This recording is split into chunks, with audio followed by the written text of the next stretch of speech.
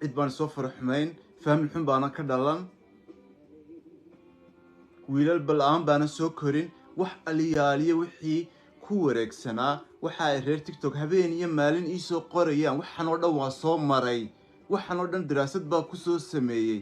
waxan oo dhan waxba kama jiraan waa xariga wareegaya waxaasoo dhan waxba inay ka jiro waa oga dabadna xadha soo I believe in ilaahay aniga sidan ii sameeyay haddii ilaahay jiro oo cidka joogo I know who I am and anu dareen kuma samayn karo so go'aan baan ku gaadhay qof xun ma noqon doono wax xun ma samayn doono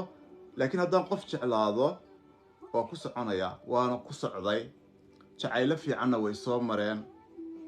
dad i jecel oo jacayl una qof kale isiin karin isiyana way soo mareen waa arkay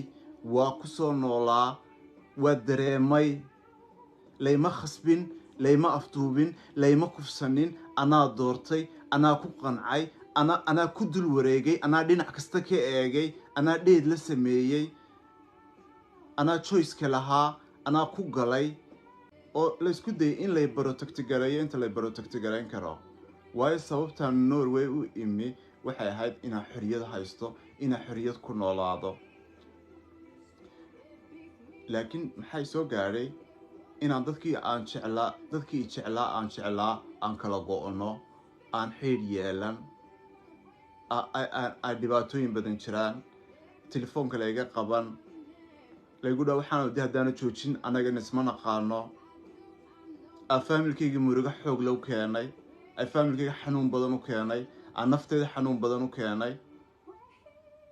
but I can't do anything wax aan samayn karo male iyagu choice bay qaateen ana choice baan qaatay cabsi badan baa meesha jirto cabsi aan caadi ahayn baa meesha jirto waa la kala cabsanaa waa la kala baqanaa gabadh baa jirta maalin TikTok live ku jirna waxay tiri wallahi waa ooyi rabaa kiisa xan maxaa ka ooye waxaan ka ooyi rabaa bay tiri waa igubi rabtaa ina gurigayga igu gubtaa rabtaa live-ka caawa kula soo galay aan ku sheekaysanay wallahi waa ooyi rabaa bay tiri waa iga go'an tahay alla tii heblaayo ayaa u saarnayd oo ninka la hadlaysay hablo way jiraan geesiinahoo TikTok la eriyado hadda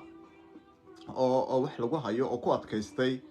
wali live-kiga soo koro islaama laakiin qofka maaha qof kaliya weeyaan qofka ma qofkan uu baxsaday mar hore wuu baqday baqashada dadku waxay ka baqanayaan ilaahay maaha dadku waxay ka baqanayaan waa Soomaalida kale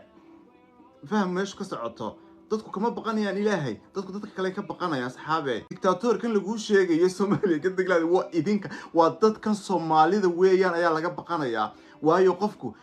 waa lagu takooraya waa lagu takooraya marka haddaanad balaan kala haysan oo aad ku badbaadid khaniisa waa ku sheegaya arrintan waa arrin weyn